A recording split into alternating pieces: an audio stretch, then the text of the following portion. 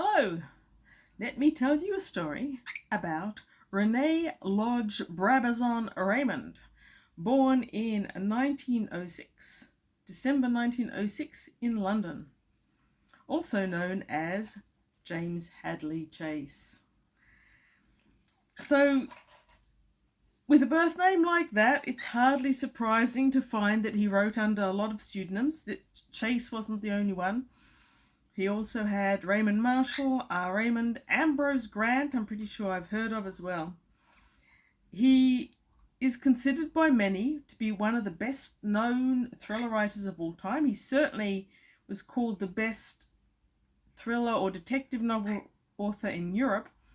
Apparently he didn't transition well to America, which is ironic when you consider that most of his books, as James Hadley Chase at least, were set in America. So, writing as Chase, he had 90 titles, and over 50 of the movies, if I'm not mistaken, have been made into films. So there were some controversial issues there. So he left home at 18. His father had planned for him to be medical and had him educated in King's School, Rochester, Kent, according to Wikipedia. And he lived initially in England, but they then moved to Europe. They lived in Switzerland for a while. Switzerland keeps cropping up in my life at the moment. And when he first left home, he worked as a bookseller. He sold children's encyclopedias, and he worked in bookshops as well. He had a lot of interests, and he did a lot of different things. Now, the Prohibition and Great Depression in the US before World War II gave rise to this Chicago gangster culture. And Chase, working in the book industry as he did, was pretty sure that this was going to be the next big thing in books. And allegedly, after reading The Postman Always Rings Twice from 1934, he got himself a whole heap of maps and a dictionary of American slang. And he wrote his first James Hadley Chase book, No Orchids for Miss Blandish, which I used to own and I don't anymore. No Orchids for Miss Blandish was published in 1939. So, Raymond died in 85, I think it was. But his first book was published in the 30s. And if you've ever seen any of his early novels, they've got those amazing 30s, 40s, 50s style covers. But for myself, I have an incredible fondness for the 80s covers. They've always got this font. They've always got that black background. They've always got a woman wearing not very much nylon, cheap-looking underwear. And there's often a gun or something around as well. There's a few more on the back cover that you can see examples of. I don't know why I find them so enjoyable, but I do. These sorts of covers always make me giggle when it's Hadley Chases. Just something to them. So he was prolific, obviously. During the World War II, I think he was in the RAF, and he was editing a magazine there when he wrote his, as far as I know, his only horror novel called The Mirror in Room 22, which I have never read. I've tried to find it a couple of times. I tried to find it a couple of times back when I was younger and I was reading a lot more Chase, but yeah. Anyway, during World War II, he became friendly with a particular person who provided him with a dictionary of American slang, more maps, and more reference books about the American underworld. And that gave Chase the background for his early books. So a number of his early books were apparently based on actual events. And the funny thing is that though Chase became so famous in Europe for these American books, which were never popular in America, he never actually visited America. He never actually lived in America, and I believe he had a couple of short visits there, but never extensive. So over the years, Chase developed a signature style. It's fast paced, not too much explanations. The narrators have got coherent, and consistent, but often unreliable. There's a lot of slang, there's a lot of punchy sentences. Some of his dialogue is an authentic sounding slang, but maybe not, and there's usually action. Now, Chase was pretty controversial. He had a number of court cases. He had a couple of bans. There was one from 1942, Miss Callahan Comes to Grief, mentions the white slave trade, and it was banned in Britain and was actually fined for being an obscene book, I believe. There was another one, Blonde's Requiem, where he was accused by Raymond Chandler of plagiarism and he had to apologize. And there were a couple of mishaps with movies that were made based on his books. Notoriously, Eve was shot as Eva, and something dodgy happened there. I can't quite remember what. So all of his books are comparable to each other, really.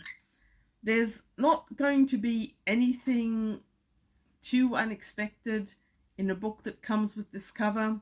They're always fast-paced. There's almost always a detective.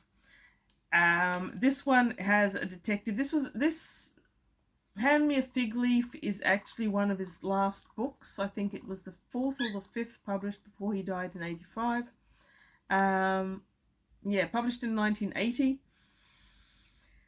And I think this was the first one in which one particular detective called Dirk Wallace appears. And Dirk Wallace appears again in the very last book he published that I know of in 1984, which was called Hit Them Where It Hurts.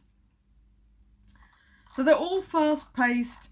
There's a few themes that are continuous. Women are often there, and they are often treacherous. So they can be quite deadly, where protagonist falls in love with them and they do horrible things.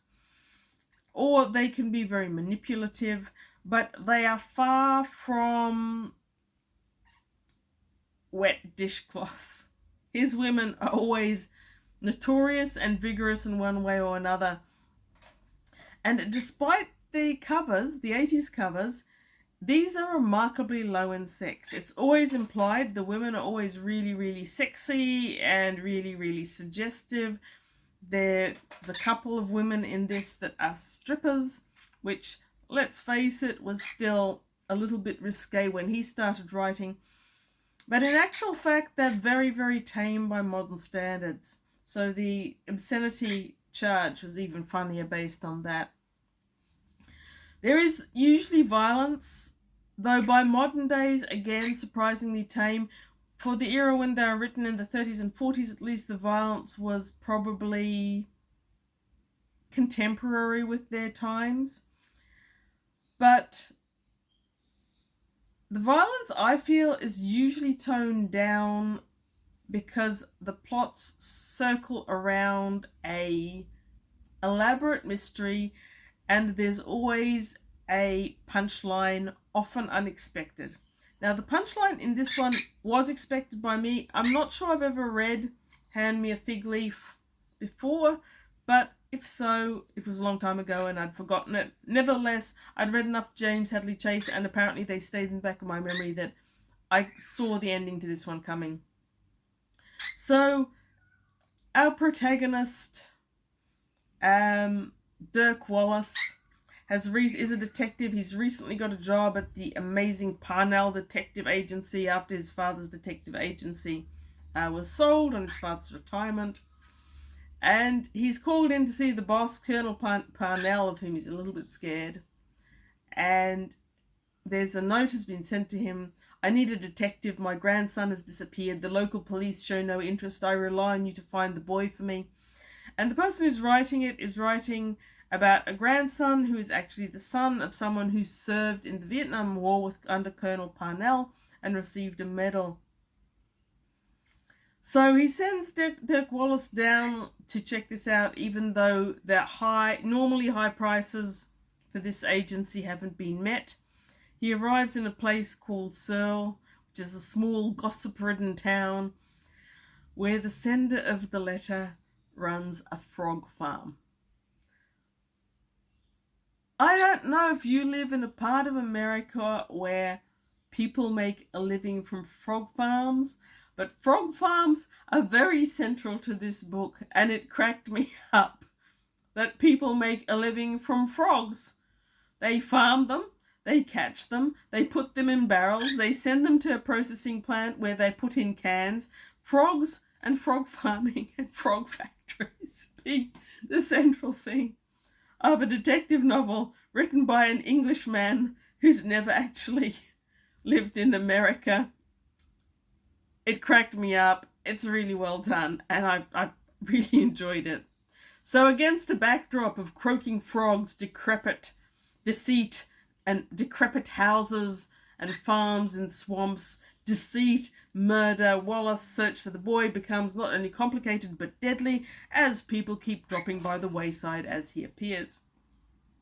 Funnily enough, the local police never actually suspect him, even though he keeps running into all these dead bodies. Then the plot thickens as he finds out that there's also a drug ring link in there, as well as the frogs. His search leads him to a local town where a stripper was once married, or was she really married, to the father of the grandson who's vanished. And you know what?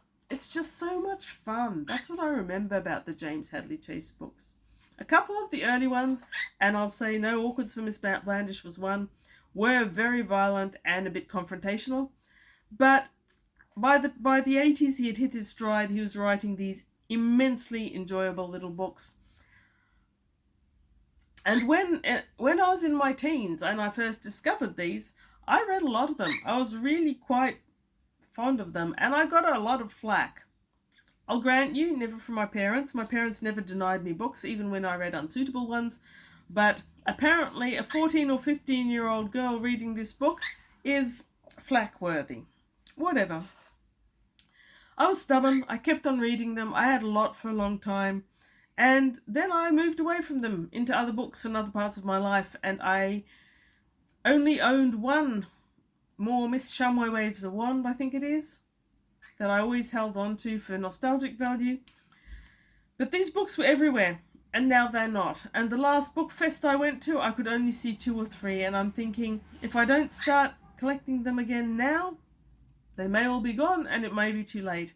So I picked it up, I read it, I had a marvellous time, and I'm going to read more. Thank you for watching. Deb the Omnivorous Reader, as I move away from science fiction slightly, back into detective thrillers written by one of the most famous and prolific, at least in Europe, detective novelists writing Chicago-style gangster American crime. How weird is the world in which all of that is possible? Thank you for watching. Read good books. Read good books across all the genres, because that's a balanced reading diet. And have a great day, and thank you for watching.